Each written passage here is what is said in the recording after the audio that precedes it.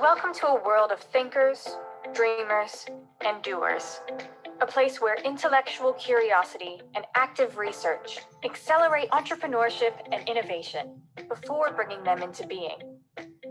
This is the Roberto C. Goizueta Center for Entrepreneurship and Innovation. Within Atlanta's vibrant heart, the center is a nexus for the Goizueta and Emory community, serving entrepreneurs to investors, students to startups. This is an intimate environment where connections are easily made and relationships are readily built, making the center a microcosm that offers macro opportunities. This is where you'll find a cultivated entrepreneurial ecosystem bristling with possibilities that foster partnership with the business community surrounding us, a growing, unique network of businesses and organizations. Tomorrow has to start somewhere, and we're defining the future right here. Don't think of it as an idea incubator as much as a curiosity super collider. The center blurs lines across disciplines, programs, and areas of expertise, serving to connect ideas to resources, founders to mentors, and the classroom to the community.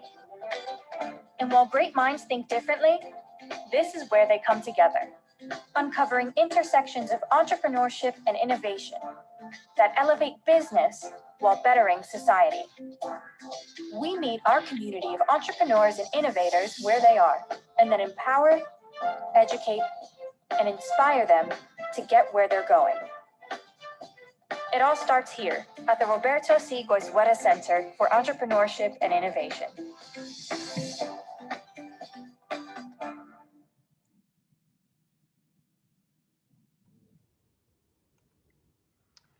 Welcome to the third in a series of panel discussions in recognition of the launch of the Roberto C. Goizueta Center for Entrepreneurship and Innovation. I'm Rob Kazanjian, Academic Director of the Center and Professor of Organization and Management at the school. The creation of this new center represents an expanded scope and elevated commitment to entrepreneurship and innovation at the business school, and we're grateful to the Goizueta Foundation, which generously supported it in their 2019 gift to the school. The center has three areas of focus. First, entrepreneurship, the support of students and alumni in the launch of their new business ideas. Second, investing, the development of competence and connections in support of financing the growth of new businesses. And third, innovation, providing opportunities to study the best practice related to innovation in large, complex organizations. Across these areas, we run a portfolio of programs ranging from Pitch the Professors, where students get support for their early ideas and business models, to the Startup Launch Accelerators, where those with promising ideas come to validate their customer demand, all the way to the Raise Forum, where more established startups can pitch to angels and VCs as they seek funding. I'd like to thank the team that makes the center possible. It's a mix of faculty, staff, and some student fellows. So Professor Andrea Hirschhatter, also Senior Associate Dean for the BBA program, teaches entrepreneurship and works closely with our undergraduate program. Andrea is the creator of the annual entrepreneurship forum that's run focusing on some of our most successful entrepreneur alums. Professor Charlie Goetz, who I'll introduce in a moment in a little more detail, and Amelia Schaffner, who is the director of our entrepreneurship programs, has been with us really pretty much since the creation over the last 3 years in expanding our program offerings, and she's central to our program execution and strategy development. I'd also like to recognize the student fellows that are part of our program. They work on support of a lot of the efforts across the program. They're all class of 21 MBA or BBA students. Alan Quigley, Amy Kong, Chris Annan, Mark Wang, and Ryan Rourke. So they play a central role in what we do. Please make sure to join our final panel in this series next Monday at the same time, where we're going to have a panel discussion on innovation in large established organizations. If you haven't signed up for that yet, the link to sign up is available in the chat section of this Zoom call. Couple other quick observations before I introduce Charlie. The first is, if you have questions for the panel, as the discussion unfolds. Please post them in the Q&A section, and we'll be monitoring that, and we'll leave some time at the end to raise those questions for our panelists. Secondly, in the chat section, you will find not only the link to the next section, but also an opportunity to engage in a networking activity at the end of the panel, where we're going to use a platform called Mixtros to get folks that are interested connected with 4 or 5 others that are on this call, where it's possible to just meet some fellow folks interested, either students, alums, or others in the program. So with that, it's my opportunity now and pleasure to introduce today's moderator, Charlie Goetz. Charlie is my faculty colleague in organization and management. He teaches entrepreneurship. And truth be told, and in fairness, Charlie is the architect of many of the programs that support student startups and investing. So he's been here from the beginning. For 20 years. He's been at the school and has become the touch point for current students and actually lots of alums who stay in touch with him on a regular basis. Anyone interested in starting or growing their ventures tends to find Charlie. He's written 2 books on entrepreneurship, and actually a little known, he's also written a novel, so I guess he has too much time on his hands at points. He's a serial entrepreneur. He's started 9 new businesses across 6 different industries. He holds 3 patents. He's got a number of copyrights. He's an active investor, sits on numerous corporate and nonprofit boards. And as an Emory faculty member, he's received multiple service and teaching awards. So with that, I'm going to turn it over into Charlie's good hands. Charlie, welcome, and thank you for moderating. Rob, thank you so much. Hello, everyone. We're very excited that you're joining us for the investor panel. We all know that there are plenty of companies out there that are looking for investment, but only very, very small percentage of them will ever receive any funding from venture capitalists. So today, we are going to talk to the experts to hear their thoughts and recommendations and what we can do to increase our chances and a whole lot more. With that, let me introduce our esteemed group of panelists. People, if you can put on your videos if you haven't already, that would be great. First, we have Kate Brodock, who is the CEO of W Fund and Women 2.0. Prior to W Fund and Women 2.0, she spent 15 years in the tech startup space. She was also one of my teacher's assistants when she was a student here. Next, we have Michael Cohn, who is the founder and managing partner of Overline VC. Prior to Overline, Michael was managing director of Techstars in Atlanta, and prior to that, he was the founder of Cloud Sherpas. He also sat in my class, so I'm very excited about that. Finally, we have Gardiner Garrard, who is the co-founder and managing partner at TTV Capital, and is recognized by institutional investors as one of the top investors in the fintech arena. With that as a brief introduction, I'm going to ask each of those panelists if they could give us a little bit more, an elevator pitch, if you will, so that those who do not know you can learn a little bit more about you and about your business. So can I ask Kate if she would do us a favor and please kick it off? Absolutely, and I'm so pleased to be here, not only with my and our alma mater, but also was so excited that Charlie was moderating this. So I'm so pleased to have reconnected. I'm Kate Brodock. I am CEO of Women 2.0 and founding and managing partner of the W Fund. I have, as Charlie mentioned, long background in the tech space as an operator, mainly COO, CMO, stuff, and have also been, for that entire time, very heavily involved in issues around gender and representation in the space. Prior to Women 2.0, I was part of, and for a period of time ran, a large global nonprofit called Girls in Tech, focused on women in entrepreneurship. We had about 60 chapters around the world when I stepped down. I was lucky enough 5 years ago to have the opportunity to acquire Women 2.0 out of Silicon Valley, the for-profit, for good. And we have 3 prongs.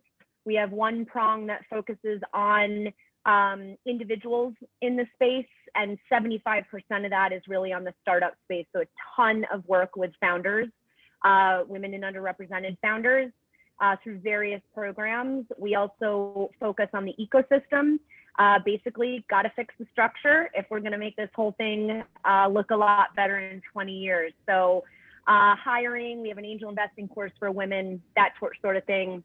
And then we have a big media property out front. And then the W Fund invests in pretty much that exact same profile. Early stage tech-enabled companies led by women or underrepresented founders, or serving traditionally underrepresented founders. We're a newer fund. We're in the process of deploying and fundraising.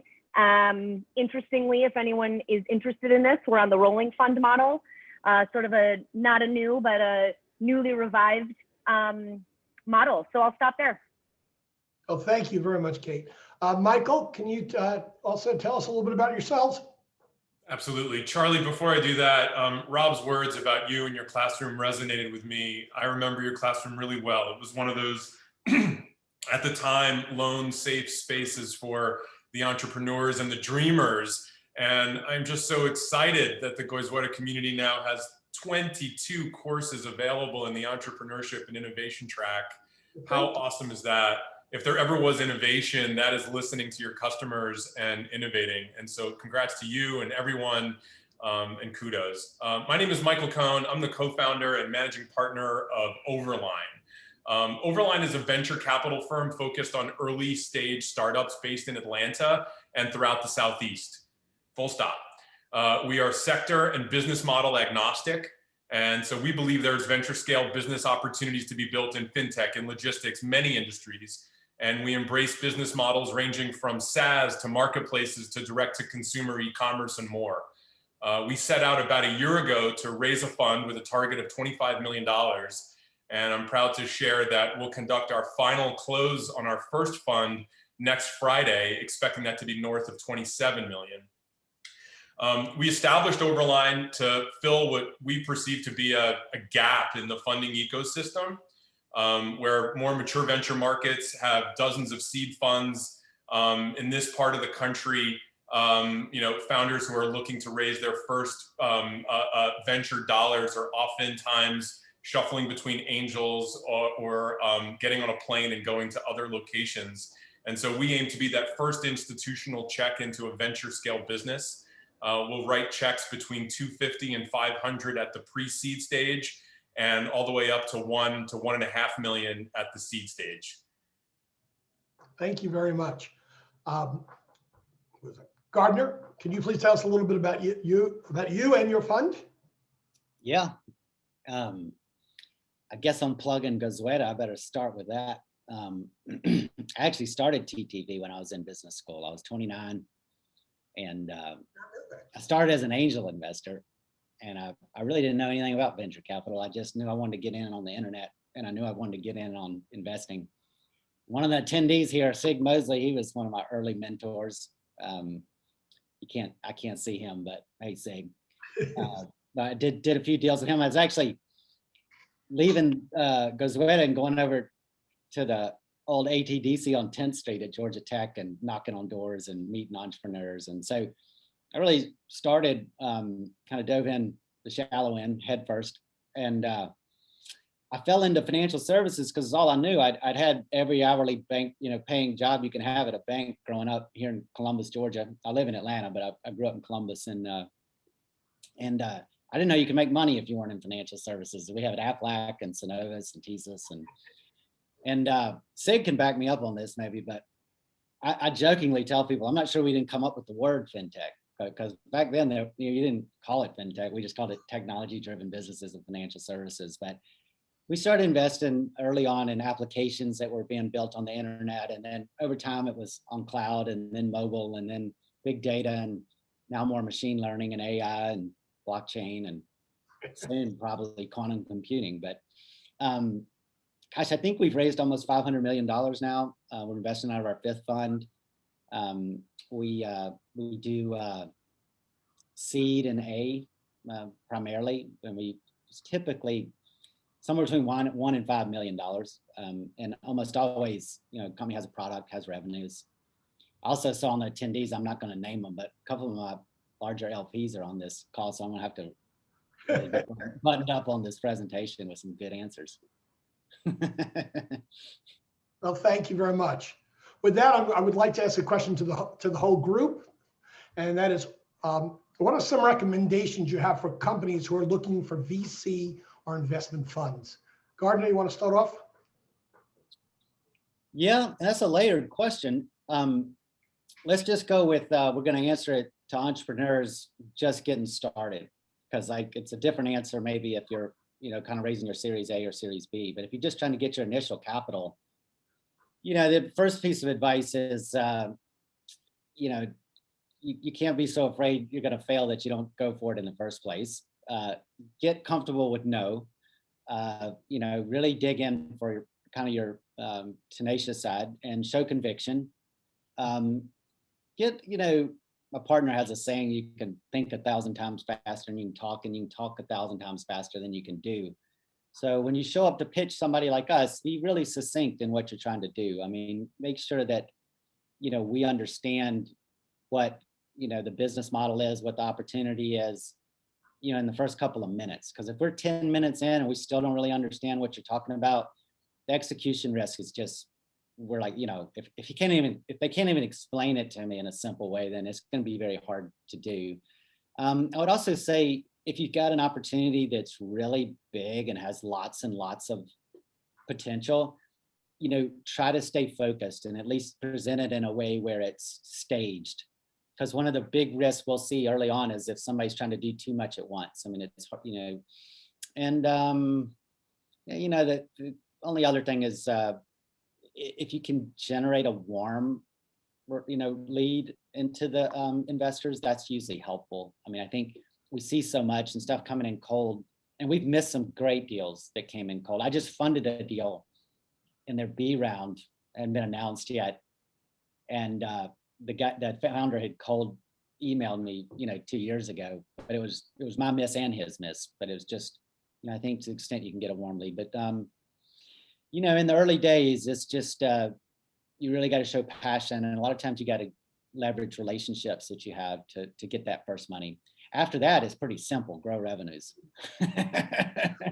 then you raise more money. Thank you. Michael, what are some of your suggestions, please? Yeah, sure.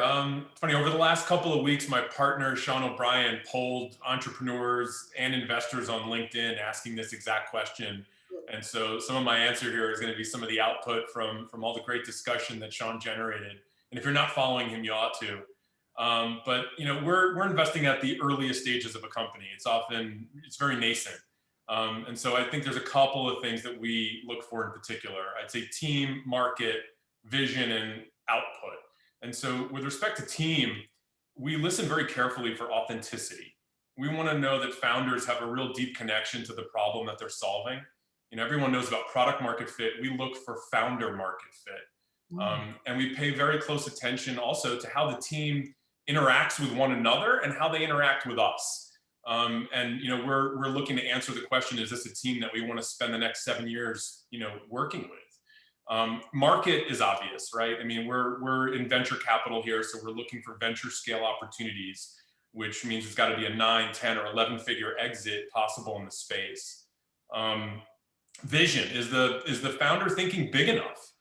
Can the market support that? Certainly in the beginning days, as PG said, you do things that don't scale, but do founders truly have that market making vision?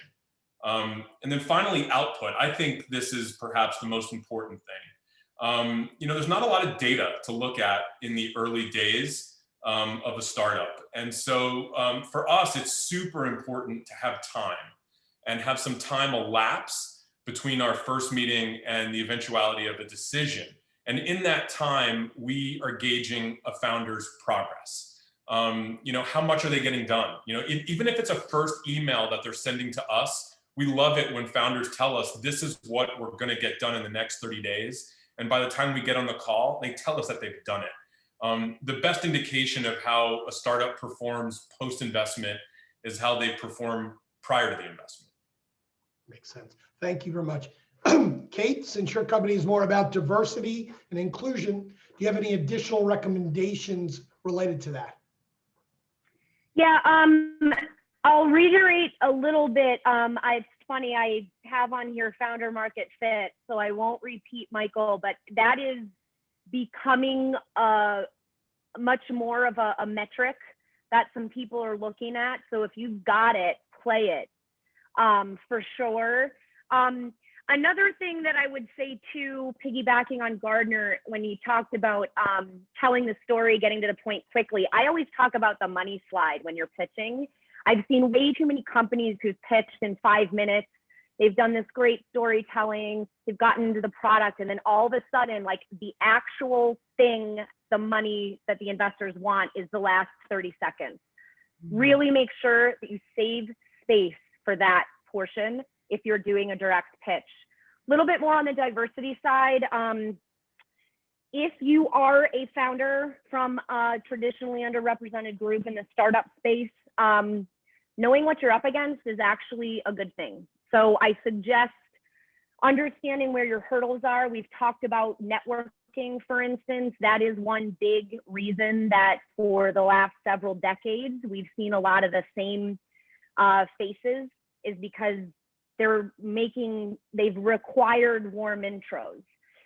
Try to build up, and unfortunately it's still the same. There are some great firms that are changing that process because they recognize the hurdle, but the reality is that most of it still functions that way. So try to really use those network connections. My gosh, whenever you can, make the ask. One really important thing I like to say to early stage companies too, and I'll get to some of these stats a little later because I know Charlie's going to hit it, but figure out early stage if VC is really the right money for you at that stage. It might be down the road, but there are now a plethora of different funding and capitalizing options available, especially at the early stage. Crowdfunding, equity crowdfunding, debt-based funding, you name it, that can actually fill in where a lot of VC funding is not getting written out, and especially again for underrepresented folks. So really try to think broadly and educate yourself on the different types of funding. VC money does not have to be your golden egg. And then the very last thing is, if you are going out to fundraise, is I really love it when people have a well-researched investor target list. It means they've done their homework. It means they're ready to go. It means they know that this is a numbers game and they're going to have a lot of conversations and figure out how to make connections.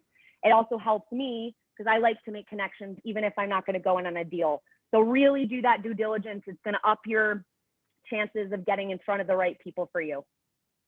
Thank you. All right, let me move to an individual. Gardner, can you answer a quick question for us? From the perspective of companies that your company has already funded, was there a best investment your company has ever made? What is the best one you've ever made? And did you know from the start it was going to be a home run, and why? Absolutely knew, right from the beginning. Of course, no question of that. Man, I tell everybody a good VC bet's 300. I think that's true.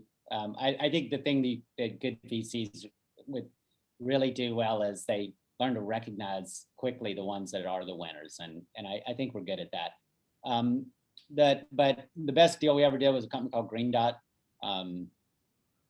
It was a 3 million in, 250 million out for us, and no, I didn't know it was going to be 70 something times our money.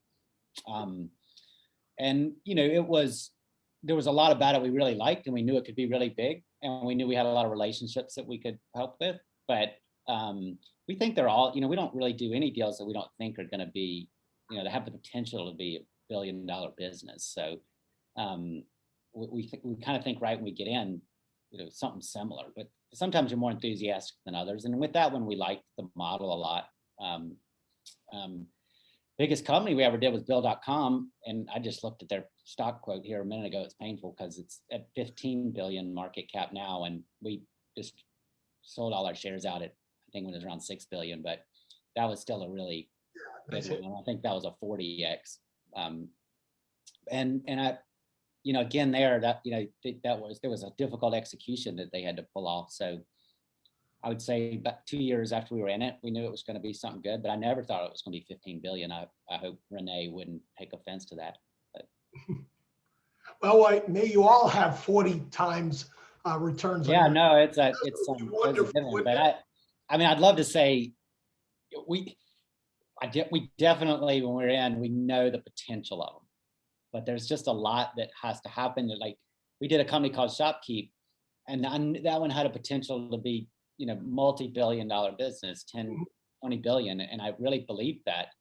And then something called Square came along, and they just raised so much money relative to us, and we did well with that. I mean, we just sold it to Lightspeed, and it was a great exit. But I think, we didn't foresee some of the competition and the amount of money that was going to get spent, that we were going to have to battle with on the digital marketing. And so sometimes even when you're right, you can have other people show up that make it difficult. Michael, why did your fund specifically decide to focus on pre-seed and seed companies versus developing a multi-stage fund? Thanks, Charlie. There's actually, I think, two parts to the answer here. In the same way that founders have to solve a pain, we decided to focus on pre-seed and seed because we thought we were solving a pain for two parties. One, a pain for founders, but also a major concern for LPs. So we wanted to focus on what has historically been an acute issue that we've heard from founders in the ecosystem echo for years, which is this lack of institutional seed stage capital. There certainly are exceptions, but by and large, founders who were in this market in the Southeast who are looking to raise less than $1 million, we're running from coffee shop to coffee shop, sometimes doctor's offices, pitching angels, sometimes, winding up in these invite-only angel situations just to have a single naysayer poison a well. There's exceptions again, of course, but we saw some of the more credible founders, figure this out early and avoid that angel scene altogether and get on a plane and seek that capital elsewhere. And so, we wanted to focus on seed and pre-seed to solve their issues. But the other half of the equation is really important as well. And that has to do with our LPs, or limited partners. Those are our investors, right? And so the very best funds, return a 3x net of fees over the life of the fund. And of course, it's still really early here for us. But research shows that the failure rates between early stage and mid stage startups are actually very similar. Yet the odds of achieving that all important 10x on your investment are 60% greater when you invest in earlier rounds at lower valuations. And so, in short, we think we're really hitting the market here, exactly where we need to. We're giving founders what they need, which is early access to pre-seed and seed capital. And our LPs, our corporate LPs, our institutional LPs, our family offices, and high net worth individuals are getting what we hope they want, which is a great return on their investment. Thank you, Kate. What are some of the things people should know about diversity in the startup world? Yeah, a lot. Always a loaded question. So I'll focus on some of my issues of the day, so to speak. I think the first thing is just to actually understand what the numbers are in the US. And I'll throw some at you. And hopefully at least some people on this call know these numbers. But on the founder side, just over 2%, it was roughly 2.7, 2.8% of funding. US VC funding has gone into women-founded teams. For the last couple of years, it's stayed pretty stagnant. That is 0.3% that has gone towards Latina founders, and 0.006% that has gone towards Black women founders. Interestingly as well, as much as we might want to say things are moving forward, the last 2 quarters of 2020, when we're coming in a high risk based on global pandemic, we've got a much riskier environment for just about anything financial. Those numbers unfortunately actually went down. It was 2.3 for Q3 and Q4. What that says is that when investors are then up against the wall and they've got to make decisions with risk, more risk in their brains, these are the decisions that they make. And so I think that's a really important piece. The other thing I want to sort of stress is that the money side of this is really, really important. The people who write out the checks, that is where the power exists in this entire entrepreneurial system for the time being when these companies are getting off the ground. And so a couple stats on that side, 5.6% of VC firms are led by women, and 90% of those are considered emerging funds. You have only 14% of partner level professionals are women in the VC space in the country. Now, that type of profile will generally tend to increase the amount of diversity that they fund, but that leaves a huge gap. That is well over 80% of the money that is still sort of in the hands of some very powerful and entrenched mindsets. I see this as a huge opportunity, which is really what I want to stress, is that there is an enormous opportunity on the money side of this table to be making some big moves. Funds like us, we're great. We're coming in, it's new money, that's fantastic. We know where it's gonna go, but that huge, huge, huge, huge pool of money that is traditional VC funding, that is a gold mine. And if you could wrap your head around that and understand what the opportunities are there, that could be absolutely game changing. So I'll just leave everybody with that. I like to answer questions with action items, so go. Thank you very much. Okay. This question is for everyone on the panel, obviously. Can you give us some suggestions on things not to do when raising money? And if there are any funny stories that you can relay to everybody, that would be wonderful. Kate, why don't you start off with that? Yeah, so Gardner alluded to this, like, don't wing it. Just don't wing. You get one shot, and usually it's like 30 seconds, the first 30 seconds. Practice your pitch. Take it seriously, because the other people on the other side of the table want you to be taking it seriously. We've definitely seen a couple pitches that were like, and I know these days, in the days of Zoom, it's a variety of different stages that people are about in their day, but we literally seen pitches that are in pajamas, sort of like, seems like they just rolled out of bed, and and you can tell. So don't wing it. I think for founders, one big thing that's not necessary, it's not funny, it's a little bit of a warning, is be really careful at the early stages about what you're giving away and who you're getting in a relationship with. We have a lot of founders who are new founders. They're new to this space. They haven't been in sort of like Silicon Valley world. And we unfortunately just had to say no to a deal we were pretty excited about a few weeks ago, because the cap table was uninvestable. And they got into an unfortunate situation where they had early money, and that early money reflected in a very disadvantageous way on the cap table. Really do your research, run those things by people, and make sure that you are going to come out in the long run in the right way. And then the last thing I would say to not do, there's this saying in startup land is always be bigger than you are. And I agree with that to a certain extent.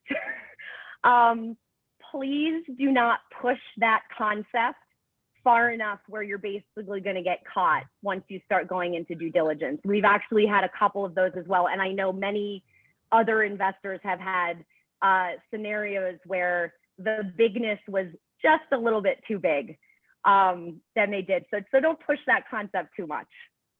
Thank you. Michael, you want to add anything to that? I'll reiterate not to do this, not to wing it. it's really important that you have your ducks in a row. You know, have a deck, make sure that goes through all the basics. Have a model, not one that just incrementally shows a chart going up and to the right, but one that shows real revenue and cost drivers so that we can understand how you think. You know, take time to set up a data room because investors will ask you for it. You've heard Kate mention creating a target list, making sure it's highly customized. That's critical. And then as I mentioned earlier, I would just be patient and show progress. If there's one thing that resonates with investors, it's showing progress over short periods of time. You know, nothing screams progress as much as a founder who crushes her goals before we make an investment decision. Thank you. Gardiner, you want to have anything also to add? I've got a long list of stuff on this stuff, but if we're like on what not to do, but I'm just going to focus on what not to do in the pitch, and then I can at least get that down to a finite set of things. So for start, I got this one from SIG years ago, but like every founder estimates the competition, and they'll come in and they'll say, no one else is doing this. And I'm telling you, in the venture world, these things comes in threes for us. And we've probably seen 2 or 3 other groups doing the same thing. You just don't know about them. So avoid that. I would say study the portfolio of the company, the venture firm. And this is on the funny story. I mean, we've had entrepreneurs who just start droning on about companies that are actually our companies, and they don't know are our companies, and they're making all these conjectures about what they're doing and not doing, and we know factually they're wrong. And so that's a pretty big, quick, it just discredits everything else you're gonna say. Kate hit on this, but don't fake the answers to the questions. Most of the questions, I wouldn't say we know the answer, but we know what a good answer is gonna be, and answer the question. Listen to what it is, and then don't just say what you wanted to say, like, oh, I can use this question to say this other thing I had on my mind. Like, you need to be, what we're looking for are people that really pay attention, listen, and have crisp, succinct answers. And saying, I don't know, but I'll get back to you is 10 times better than giving us something that in all likelihood, we're gonna know pretty quick was, you didn't know the answer. Thank you. Michael, here's one more for you. How is raising, how is raising money for a fund different than raising money for a company directly? Yeah, I probably should have called you, Gardiner, to get some tips on this before we got started. Fund 5, I hope we get there one day. Look, just like starting any business, you've got to deeply understand your customer and their pain. And so for me, having been a founder, the first mind shift here was to understand that the product is actually our portfolio and the LP is the customer. And, unlike a startup that may be able to focus on a single ICP, ideal customer profile, the type of fund that we wanted to build meant that we were going to have a mix of different types of customers.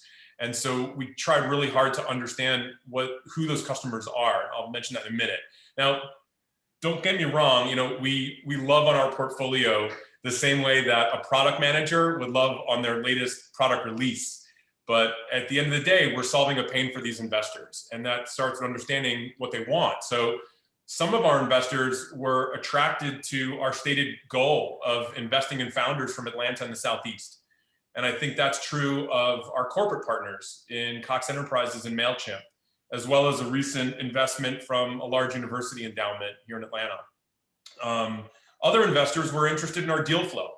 We're really proud to say that we have 4 multi-stage funds as LPs in Overline, as well as a number of angel investors that are looking for access to Southeastern startups by way of our portfolio. And finally, other investors are still operators themselves, and we're really looking for an entree into startup investing without being an angel investor.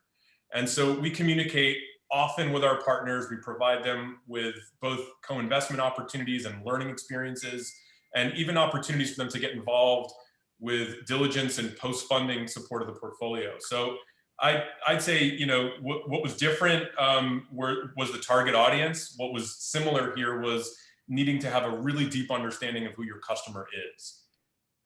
Thank you. Charlie, I just want to add one thing to that, because there are a lot of similarities.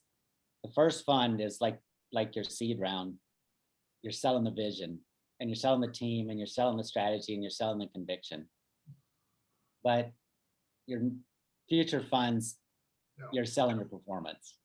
And it's kind of like, so it's the same thing for an entrepreneur. I mean, at first you're just gonna have to hook people on your dream and what you think you can do. But then down the line, you're gonna raise your future funds by your execution and whether or not you're succeeding and hitting milestones. Makes lots of sense. Kate. Yeah, Charlie, I'd add one more thing to that too, is one difference that we've thought about a lot, because we think about the responsibility of taking millions and millions of dollars of people's money and investing it, is you actually have to pitch 2 layers of risk when you are fundraising for a fund. If you're doing direct investing, it's one company, right? You're actually pitching when you're fundraising. You need to trust me, and then ultimately you need to trust my trust in an entire additional layer of risk that I'm going to try to put together 30 companies that's going to, I mean, that is fundamentally like a different investment altogether. So that's one thought.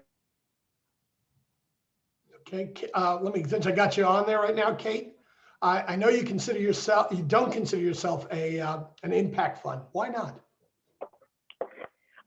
Because we truly feel that we are practicing a really fantastic arbitrage opportunity right here. I mean, when I said those stats, 2.8 now 2.3% of the companies, of women-led companies that are funded by VCs. Do you know how much do you know how many bloody companies are not getting funded that like absolutely should be funded? I mean, the second slide in our deck, our pitch deck, says the next Jeff Bezos will be a woman and we will fund her. Like, these are just completely missed opportunities. Same as Michael, same as Gardiner, like investing in the Southwest. Huge opportunity, right? That's why, and Atlanta is actually one of our target cities. If we never have to write out a check to Silicon Valley, we'll be psyched, because there are so many win-win situations where you're putting money in the hands of people that will not only make you money, great deals, but you're also creating just such a better tech future and empowering a whole new class of founders as you're doing it. So we want people to go into this, yes, finding that our mission is important. It is. It's crucially important. It's what gets me out of bed in the morning. But you're also getting in on a really high potential money-making deal. And we appreciate what you're doing also, because it's so important. Gardiner, what are some of the next big things that are in store for FinTech? Well, I alluded to it earlier. I mean, like a lot of what we do is, and it's a little bit of an oversimplification, but you know, you see technology innovations at kind of the infrastructure level or the installation level. And then, you know, a lot of the wealth we're seeing created in the market today is just kind of in this deployment phase where applications are being built on tops of those technologies as they mature. So, you know, the technology stack or the, you know, progression has been, at least for me, I mean, you could go all the way back to mainframe and then PC and then internet, but it's been the internet and then cloud and then mobile and then big data, machine learning, AI.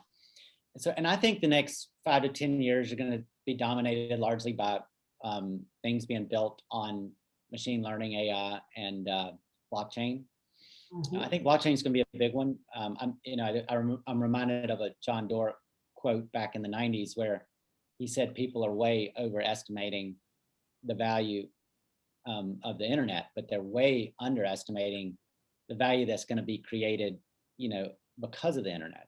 And what he was talking about was just the applications that could be built in the other 97% of the market. And I think blockchain will be similar. I think that protocols there and some of the underlying technologies.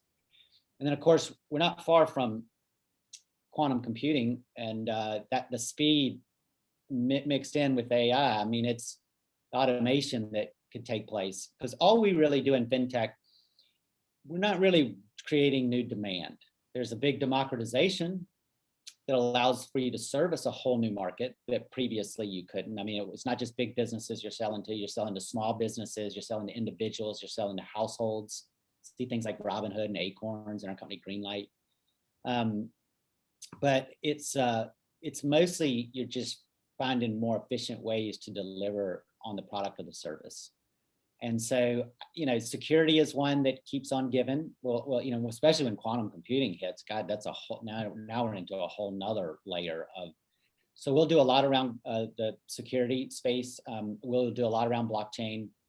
I think one thing we've been focused on is the household as an enterprise, just doing more and more things where we're, you know, I mentioned earlier when we were all talking about the company Ensemble we're working on, which kind of helps divorced families manage finances. We've got Greenlight, which manages, you know, kind of financial literacy in the home.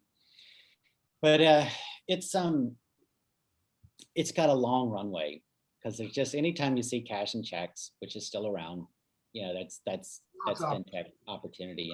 And I think the other thing that I would say is on the cusp, and in our Emory grad, that one of the founders of Plaid was kind of part of this, but fintech itself is starting to become part of the technology stack. And so we talk about embedded payments, we talk about embedded finances. And so there's no business on the planet that doesn't have financial services or commerce or payments involved with it. And so I think more and more you're going to see people be able to build applications actually on top of the new fintech ecosystem. So that's something that we're, you know, focused on. Thank you. We're running out of time, but I want to just ask a quick question. What is the best advice you've ever gotten for making good investments? You can just keep it one thing. That would be very valuable. Gardner, why don't you, since you were going, why don't you go again? Now, are you asking me this as to advice if somebody wants to be in VC, or are you asking me this, what's the best advice for an entrepreneur? From the VC perspective.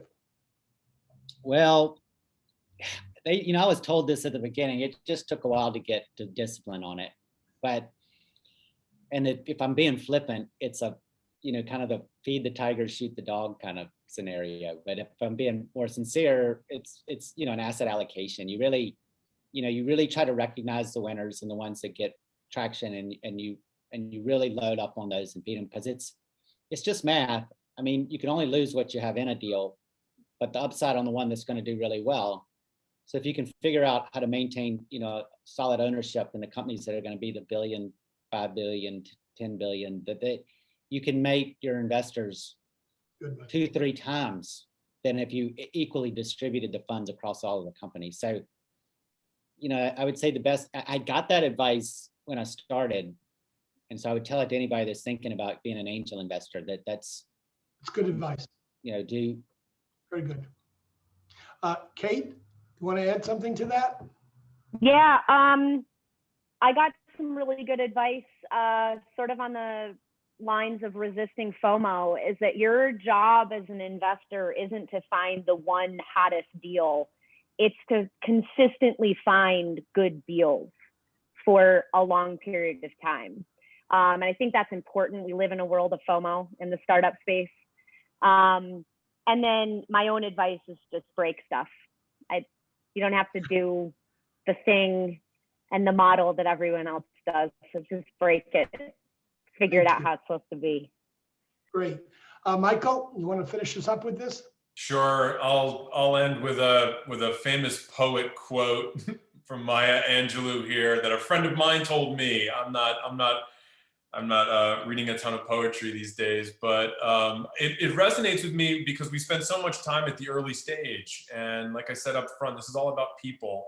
And so, you know, one thing that we make sure we pay attention to is when people show you who they are, believe them. That is very important in the early stages of evaluating a team. I like that. Thank you. Unfortunately, we're running out of time. I have a lot of other additional questions I wanted to ask, but we don't have the time. And what I'm going to do is thank you again for the panel for great answers to the questions. We really appreciate it. And I'm going to pass it on to Amelia to take it from here, please. Great, and thank you for those amazing insights. So we have a few questions from the audience. The first one is from Maury, who is asking, I have a solution and a corporation is willing to sign up as the first customer at a 7-figure run rate. Should I ask the company to fund and give them a 12-month exclusive? Pros and cons. Thank you. Anybody want to take it? I can take a crack at it, but so if you got a corporation that is willing to be your first customer and sign up, the answer is yes, yes, and yes. I mean, but I'm not sure I understand the nuance of the question that I heard, in that asking them to fund it and give them a 12-month exclusive. Yeah, if you have a large corporate that's willing to give you 7 figures and they'll fund it up front to help you, hire people and develop product and deliver on the contract, then absolutely a 12-month exclusive is 12 months goes by very fast in the entrepreneurship world. And a lot of times we see this where you do just kind of make a little bit of a friendly deal to get started. And we see that all the time. The first deals you do are 2 deals, and VCs don't do that negatively at all. They know that you're just trying to get started and want to prove it out. Okay, either Kate or Michael want to add to that? Or No, Charlie, what do you think? What do I think? I think you guys are the experts on this. Oh, come on. Okay, we have another question then? Yes, so this question is from Martin. As the investor community in Atlanta grows, what are some gaps you're hoping to see filled? More entrepreneurs innovating in a particular area, more LPs, more deal flow? I guess this question's for Gardiner and Michael, but Kate, if you have some understanding, please jump in. Michael? Yeah, I think the gap in early stage funding is being filled right now, not just by Overline. There's a handful of other seed funds that all seem to pop up within a 6-month period of one another. And so, that old trope will hopefully be gone and gone forever, in the coming years. I don't know any VC or any investor that would like less deal flow. So let's go with more deal flow for 1,000, please. Either Kate or Gardiner? Yeah, I'll pop in here just because we've done, I think one of the big things, there are so many ecosystems that try to build themselves and communities that try to build themselves. And one of the big gaps that we've seen is real coordination and interconnectedness inside the ecosystem. So if you look at, everyone tries to be the next Boulder, right? But this is because Boulder came at this from a massive amount of collaboration. Everybody's in it to move the entire ship forward. So many other ecosystems, you have kind of silos or agenda-based actions and that type of thing. And I think it's so important to really think about how that ecosystem is connected. And then a big thing, like one of the things we talk about, again, Atlanta is one of the top 4 markets that we're looking at from a community perspective as well, is bringing outside stuff.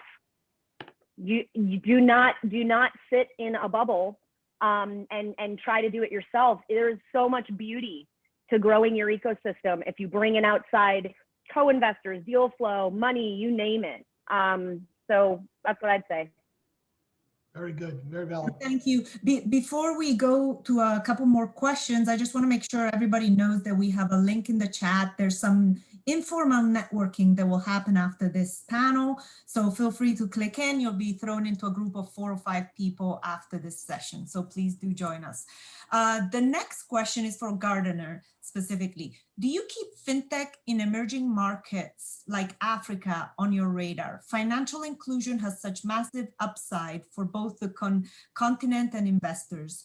Curious about your thoughts on these markets and if TTV will ever enter those markets. That's a good question for me because it's timely. we're looking at a deal right now. It's US based, but they're actually pushing a female founder, Kate, you'll like that.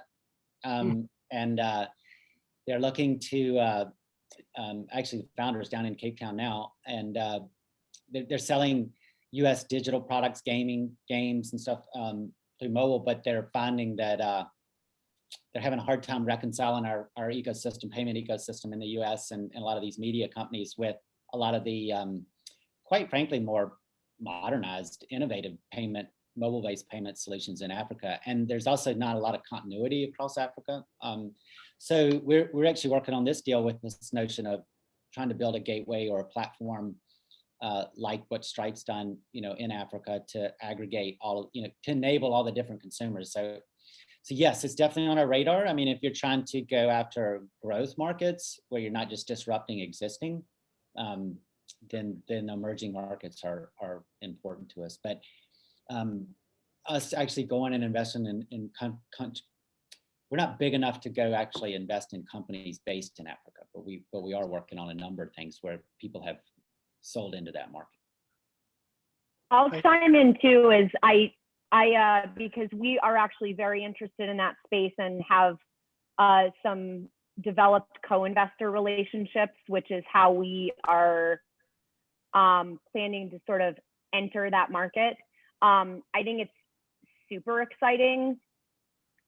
Got to kind of be able to do it smartly, hence, for us at least, co-investor route.